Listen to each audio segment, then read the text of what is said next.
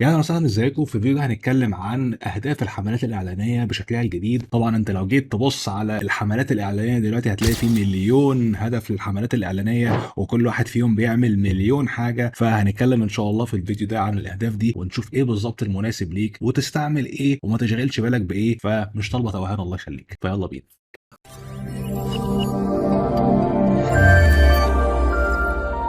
طيب لما تيجي نروح على الحساب الاعلاني، وانا هفترض ان انت عندك حساب اعلاني بالفعل. لو ما عندكش هوديك على فيديو تاني تروح تشوفه عن ازاي الاول بتعمل الحساب الاعلاني وتعمل مدير الاعمال او البيزنس مانجر والحاجات دي كلها. وهنفترض ان انت جيت هنا على الحساب الاعلاني بتاعك وعايز تختار الحمله الاعلانيه بتاعتك، وهتيجي تدوس على كرييت او انشاء الحمله الاعلانيه. هتلاقي فيه قدامك زي ما انت شايف هو فيه 6 اهداف للحملات الاعلانيه اللي انت ممكن تختارها. يعني ايه الاول اهداف حمله اعلانيه؟ هدف حمله اعلانيه ده اللي هو من الاخر كده هدف البيزنس عندك، انت عايز تعمل ايه. فهو هتلاقي هنا ميتا او اللي هي الفيسبوك او الانستجرام، الاثنين طبعا انت بتعملهم من الميتا بزنس سويت او اللي هي المنصه الاعلانيه الخاصه بميتا. فهتلاقي انها حاطه لك 6 اهداف للحملات الاعلانيه. فهتلاقي عندك اول نوع خالص اللي هو اويرنس او الوعي. ولو جيت تبص مثلا على حاجه زي الوعي هتلاقي بيقول لك انها مناسبه في البراند اويرنس او الفيديو فيوز، او لو انت عايز الناس تشوف الفيديو بتاعك، او لو انت عايز توصل لعدد اكبر ممكن من الناس، او البراند اويرنس او ايا كان، او انت تخلي الناس تعرفك. وفي نفس الوقت لو جيت تبص على حاجه زي الانجيجمنت هتلاقي برضو فيها فيديو فيوز. طب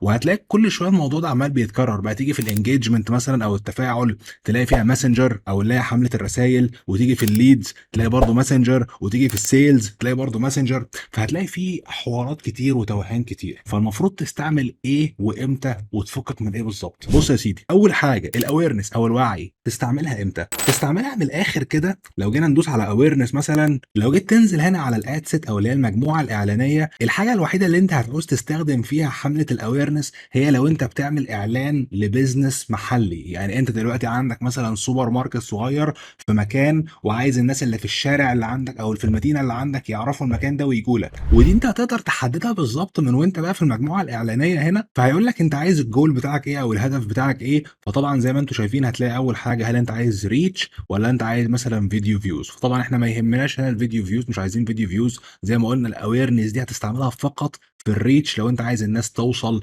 للستور او المحل بتاعك، ودي بقى هتحددها من الاعلان بعد كده. ولما تنزل تحت هنا هتلاقي في حاجه اسمها اد ا ديستنيشن او الوجهه بتاعتك، وهتدخل طبعا هنا الكول تو اكشن او الزرار بتاع الناس تعمل ايه او الدعوه للعمل. هتلاقي في حاجه اسمها جيت دايركشنز، وساعتها بتدوس على العنوان بتاعك او الستريت ادرس وبتدخل عنوان المكان اللي انت فيه. ده اول خيار خالص لو انت عايز الناس تجي لك مكان او بيزنس خدمي، عياده، سوبر ماركت، محل نجاره، عياده اسنان، عياده تخسيس، ايا كان. فده كده اول خيار معانا. الخيار الثاني، خلينا نعيد الموضوع من الاول، حمله الترافيك او الزيارات. مش عايز اضيع وقتكم قوي، بس هي تبقى مناسبه بس لو انت عايز تبعت الناس لبروفايل انستجرام عندك. سيبك من الباقي ده كله. طب هل لما هبعت الناس لبروفايل الانستجرام هل معنى كده ان الناس هتعمل لي فولو على الانستجرام؟ لا. كل اللي انت بتعمله ان انت بتختار الحمله دي وبتنزل على الاعلان بتاعك، وطبعا بتحط اعلان يكون بيحث الناس على انها تيجي الانستجرام عندك وتعمل لك فولو عشان تقول لهم ايه اللي هيستفيدوه. وتيجي في الكول تو اكشن هتلاقي فيه هنا سبسكرايب،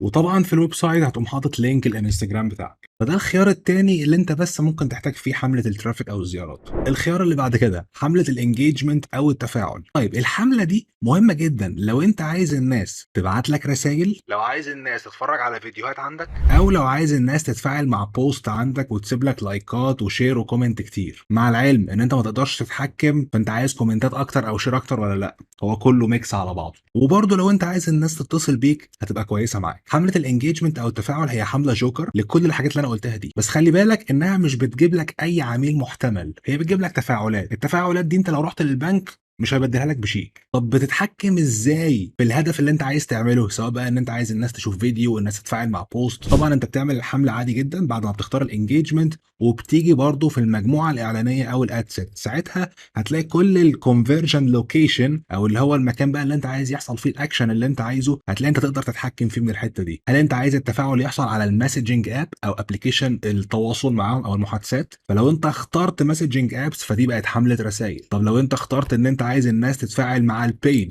كده اتحولت لحمله بيج لايكس، او ان الناس تعمل لك لايك للبيج، وده للفيسبوك بيج مش الانستجرام. طب لو انت عايز الناس تتصل بالبيزنس عندك هتختار كولز. طب عايز الناس تتفاعل مع الاعلان وتسيب لايك وشير وكومنت، يبقى اون يور اد، ان التفاعل يكون على الاعلان. ولو انت دوست على اون يور اد هتلاقي بقى من هنا الانجيجمنت تايب، انت عايز نوع التفاعل ايه؟ هل هو الناس تشوف الفيديو بتاعك، ولا الناس تتفاعل مع البوست، ولا ان الناس تتفاعل مع الايفنت او ريمايندرز والحاجات دي مش هنعوزها. فانت اللي هيهمك هنا الفيديو فيوز والبوست انجيجمنت. وبنسبه كبيره وعن خبره البوست انجيجمنت هيجيب لك برضه فيديو فيوز. يعني انت لو عايز الناس تتفرج على فيديو اعمل برضه البوست انجيجمنت، لان رؤيه الفيديو تعتبر انجيجمنت او تفاعل. لكن ويب سايت مش هتعوزها، والابلكيشن برضه مش هتعوزه الا بقى لو انت يعني واحد من 10% من الناس اللي بتتفرج وبتعمل تسويق الابلكيشن. فده كده بالنسبه لخيار الانجيجمنت او التفاعل. قبل ما نكمل كده يا جماعه، لو الفيديو عجبك لغايه دلوقتي ما تنساش تعمل لايك وسبسكرايب، واكتب لي تحت في التعليقات انهي حمله من دول اللي انت بتستعملها لغايه دلوقتي. الخيار اللي بعد كده، وهنا بقى ابتدينا ندخل في الجد شويه، لان الخيارات اللي جايه دي بقى هي الخيارات اللي هتجيب لنا فلوس. في معانا خيار الليدز، او ان انت بتجمع بيانات العملاء المحتملين.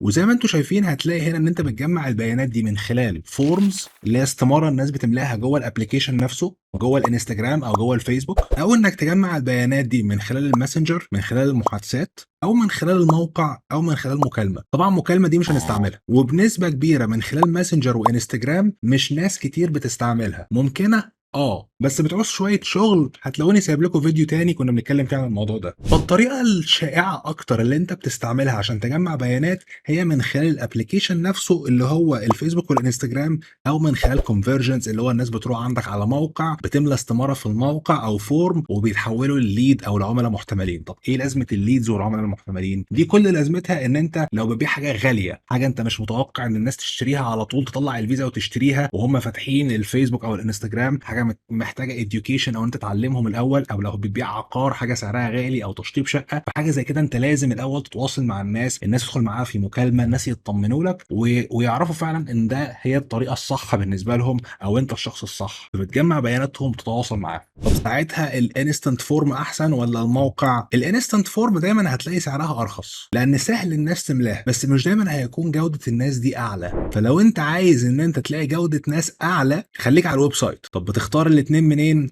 هتيجي برضه في الاد سيت، وهتلاقي هنا برضه في نفس المكان الكونفرجن لوكيشن. بعد اللي هم عملوه في تغيير شكل الحملات الاعلانيه خلوا اللعب كله جوه الاد سيت زي ما انتم شايفين. فهنا لو انت عايز تجمع بيانات الناس من جوه الويب سايت هتختار ويب سايت، وطبعا لازم يكون عندك ساعتها حاجه اسمها بيكسل. بيكسل ده هو اللي بيعرف ان الشخص ده خد الاكشن او نفذ الحاجه دي على الويب سايت ولا لا، لان الويب سايت ده حاجه مش تابعه للفيسبوك او مش تابعه الميتا او مش تابعه الانستجرام. فالبيكسل ده هو حلقه الوصل ما بين الاثنين، وهو اللي بيعرف ان الشخص عمل حاجه زي كده ولا لا. فلو انا هجمع من على الويب سايت لازم اختار البيكسل بتاعي. وطبعا بما ان دي حمله ليد فانا هختار من هنا الايفنت بتاعي ان هو ليد، لان بعد كده زي ما هتشوفوا في حملات السيلز انا هختار هنا الايفنت بتاعي سيلز لو الناس اشترت، لكن انا هنا عايز ليد، انا عايز بس بيانات الناس. لو انت عايز تجمع من خلال فورم هتختار من هنا الانستنت فورم، بس خلي بالك ساعتها انت هتعوز تبني الفورم من الصفر، وهتلاقي برضو في فيديوهات هسيبها لك فوق تقدر تروح تتفرج عليها عشان تشوف بنعمل الموضوع ده ازاي. فدول بنسبه كبيره اللي بنستعملهم يا اما انستنت فورم يا اما ويب سايت. الاب بروموشن دي بنسبه كبيره مش هنحتاجها. واخيرا معانا السيلز اللي هي بقى حمله المبيعات، وزي ما باين من الاسم دي الحمله اللي الناس هتطلع فيها الفيزا وتشتري منك بالفعل. هنستعملها فين؟ حاجه من الحاجات برضو اللي انا عايز اقول لكم عليها يا جماعه، ان الهدف اللي انت بتختاره من هنا ده اللي ميتا بتركز عليه جدا. يعني ايه؟ يعني لو انت ركزت الاول واخترت انجيجمنت فالناس هتتفاعل مع الاعلان. هتقول لي طب انا حاطط لينك في الاعلان، هل اعمل حمله تفاعل واخلي الناس تتفاعل ومنها يروحوا على اللينك ويشتروا يبقى انا كده ضربت عصفورين بحجر؟ اقول لك لا. ليه؟ لان الخوارزميات بتركز على الحاجه اللي انت قايل له عليها، على الهدف بتاعك. هتقول لي هنا طب اسلام في هنا برضو ماسنجر وسيلز، هل لو انا عايز ابيع من خلال الرسائل اختار النوع ده؟ اقول لك مش هتفرق كتير، وزي ما هتشوف كمان شويه هتلاقي انها اغلى. ليه؟ حمله السيلز اصلا من الحملات الغاليه لان عليها تنافس كبير. فلو انت جيت هنا وجيت تختار ان انت عايز التفاعل ده يحصل من خلال الماسنجنج اب او من خلال الماسنجر او الرسائل، هتلاقي هنا برضو ان هو بيطلب منك بيكسل. طب ليه بيكسل؟ هقول لك ليه بقى. لو انت عندك ويب سايت وبتبيع من خلال ويب سايت وبرضه عايز تبيع من خلال الرسايل بس الويب سايت اساسي، يبقى ساعتها حمله السيلز مناسبه جدا ليك. ليه؟ لان هو هنا هيستخدم البيكسل اللي انت حطيته ده عشان يتعلم منه، عشان يعرف جوده الناس اللي جايه له من على الموقع اللي اشترت، فيقدر يستخدمها عشان يجيب ناس شبهها تتواصل معاه. لكن لو ما عندكش ويب سايت وعايز الناس تتواصل معاك من الرسايل، خليك في حمله الانجيجمنت. لكن لو انت عايز بقى عندك هنا ويب سايت، عايز تبيع من الويب سايت بشكل اساسي، فهتيجي لحمله السيلز